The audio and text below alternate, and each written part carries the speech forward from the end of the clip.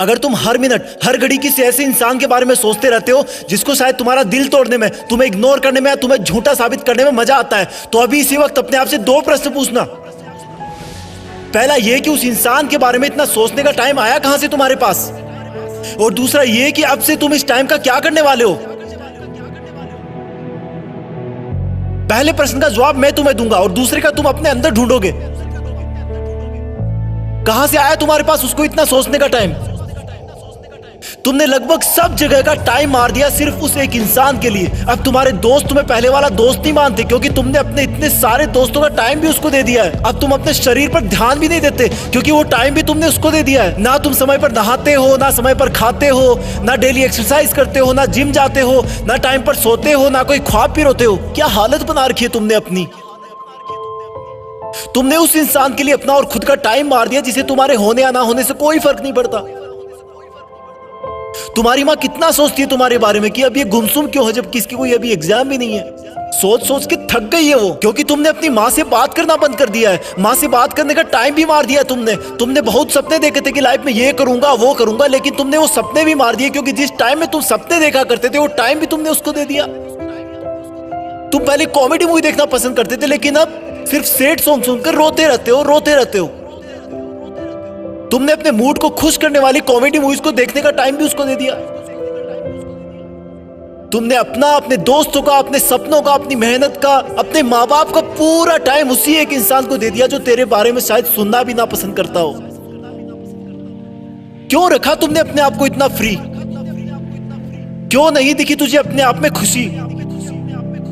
अरे इस समुद्र में बहुत सारे पत्थर है, तुम सिर्फ एक के लिए क्यों रुक गए। तेरा सपना तो नाम कमाना था ना, तेरा सपना तो लग्जरी लाइफ जीने का था ना। क्या तू उस एक इंसान के लिए अपने माँ बाप की आंखों की चमक को बुझा सकता है जिन्होंने अब तक कितना सब्र बांध के रखा कि तू उनका नाम रोशन करेगा, उनको दुनिया घुमाएगा। क्या तू उस एक इंसान के लिए तेरी लाइफ में आने वाले लाइफ पार्टनर को हमेशा के लिए धोखे के अंधेरे में रख सकता है। स्टॉप इट यार, मत कर ऐसा। तू इन सब के लिए नहीं बना है। तेरे दिल और दिमाग में सिर्फ तेरा सपना और मंजिल है। उस पर ये लड़का लड़की के गुटरगू वाला चश्मा मत लगा। तेरा नसीब अच्छा है कि वो तेरी लाइफ में नहीं है, क्योंकि ऊपर वाला तुझे उससे भी बहुत बड़ा और अच्छा देने की सोच के रखा है।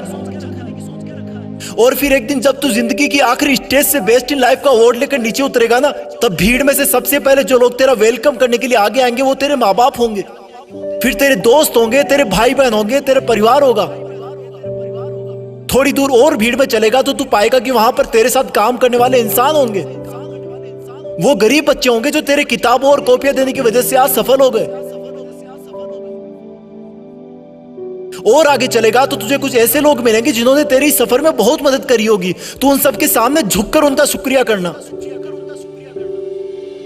और आगे चलेगा तो फिर अनजान लोगों की भीड़ शुरू हो जाएगी। उसी भीड़ में कहीं थोड़ा सा आगे जाकर वो इंसान मिलेगा जिसको तुम कभी पूरा टाइम सोचा करते थे, जिसकी याद तुम्हें हर वक्त रुलाया करती थी, जिस इंसान ने तुम्हें नीचा दिखाकर, नालायक बताकर ठुकरा दिया था, जिसके तुम्हारी जिंदगी से जाने के बाद तुम बहुत रोए थे, जिससे तुमने बात करने के लिए, देखने के लिए कितनी मन्नतें मांगी थी, रिक्वेस्ट करी थी। वो इंसान तुम्हें सॉरी बोलना चाहेगा लेकिन नजरें नहीं उठा पाएगा। उसको अपनी गलती का बहुत भयंकर एहसास होगा क्योंकि उसने तुम्हें समझने में बहुत बड़ी गलती करी थी। तुम्हारे प्यार को ढोंग समझा था, उसने तुम्हें बेवजह आवारा समझा था, जबकि तुम वैसे बिल्कुल नहीं थे। तुम सच्चे थे पर उसकी आंखों पे घमंड की पट्टी बंधी थी। वो इंसान तो भीड़ में बहुत रो रहा होगा लेकिन तुम उसके कंधे पर हाथ रखकर उसको माफ कर देना और बोलना कि थैंक्स यार, अगर उस दिन तूने मेरा दिल ना तोड़ा होता ना तो आज मैं भी तुम्हारी तरह इसी भीड़ में खड़ा होता। आज जिंदगी की आखिरी स्टेज से बेस्ट इन लाइफ का अवार्ड लेकर कोई और नीचे उतर रहा होता। और फिर तुम अपने उस दिन के डिसीजन पर गर्व करना कि अच्छा हुआ जो मैंने उस दिन इस इंसान के बारे में सोचना बंद कर दिया। अच्छा हुआ जो मैंने दुनिया के बजाय अपने आप को ढूंढ लिया। अच्छा हुआ जो मैंने फ्री रहना बंद कर दिया। अच्छा हुआ जो मेहनत करना शुरू कर दिया। और अच्छा हुआ कि मैं भी बदल गया, क्योंकि अगर तुम नहीं बदलते तो तुम्हारे जाने के बाद ही तुम इस दुनिया से खत्म हो जाते। तुम्हें बदलाव की सख्त जरूरत थी, तुम्हें उसे भूलने की सख्त जरूरत थी। पहले क्वेश्चन का जवाब बस इतना ही था।